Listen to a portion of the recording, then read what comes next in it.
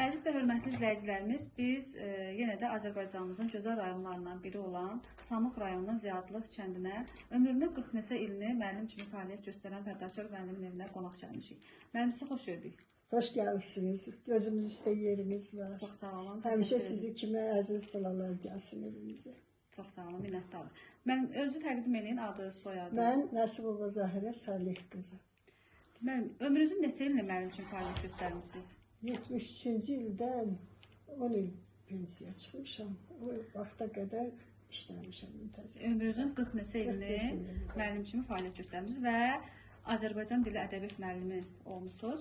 Əlbəttə ki, bütün müəllimlərimiz əziyyət çəkirlər və bütün müəllimlərimiz müəllim əməyi ümumiyyətlə unudulan deyil. Müəllim əməyi həm şərəfli peşədir, həm də çətin peşədir.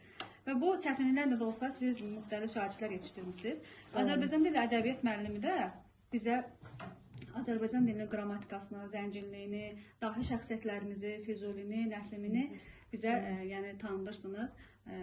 Və siz elə bir şagirdlər özünüzə yetişdirmişsiniz ki, indi hal-hazırda onlar hüquqşünasdırlar, polisdilər, həkimdirlər. Müəllim, o illərdə, 40 neçə il ərzində hansı gözəl şagirdləriniz olub ki, sizin yadınızda qalıbdır? Bax, o illərdə mən dərs dediyim şagirdlər elə bir ki, gedib məni kimi ədəbiyyat müəllimi olub, gəlib hal-hazırda Sizlə də çiyin-çiyinə çalışan? Çalışıblar da, hələ çalışırlar da, təqaüdə hazırlaşırlar.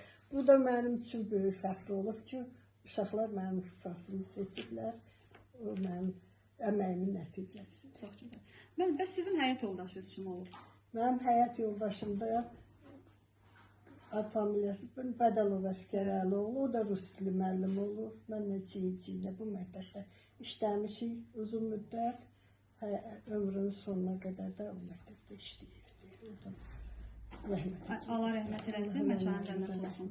Müəllim, sizin övladlarınız da ziyalı ailədə böyüyüblər və övladlarınız da müxtəlif peşənin sahibi olublar. Onların adlarını deyin, övladlarınız. 3 övladım var, böyük oğlum Bədəlov Əli Əskəroğlu. Aqrarı qutarıb, müxtəlif vəzifələrdə işləyir. İkinci oğlum polis akademiyasını qutarmışdı. Allah rəhmət eləsin, məkanı cənnət olsun. Üçüncü qızımdır, o Rusca təhsil alıb Kırımda, orada da yaşayır.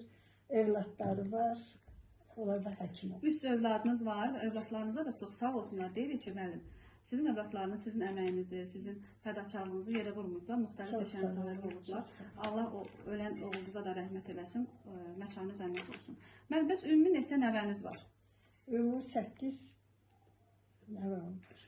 4 oğlandı, 4 Maşallah. Nəvələriniz də bildiyimizə görə onlar da oxuyurlar, onlar da təhsilə çox maraqlıdırlar. Onlar da inşallah ki, onların uğurları çox olar. Onlar da sizin kimi ataları, anaları kimi gözəl, ziyalı insanlardan biri olarlar. Müəllim, sizi haqqınızda çox maraqlanmışıq və böyük nüfuza olan şəxslərdən birisiniz. Yəni, müəllim ailəsində böyümüsünüz. Yəni, bütün bacılarınız da, qardaşlarınız da ziyalı insanlardılar. Sizi sevən insanlar çoxdur.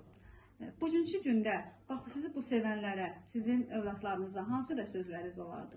Allah hamısını istədiyinə çatdırsın, arzularına çatsınlar, məni kimi qocalsınlar, nəvəli, nəticəli olsunlar. Ayrı nə arzulayırlar, nənə nə arzulayır nəvələrə, balalara. İnşallah. Müəllim, biz də Çağdaş Təhsil komandası olaraq sizə uğurlu nailiyyətlər arzu edirik. Mən arzu edirəm ki, sizin 90 yaşınızda olsa, 80 yaşınızda olsa, sizlə bağlı gözəl verilişlər hazırlayaq.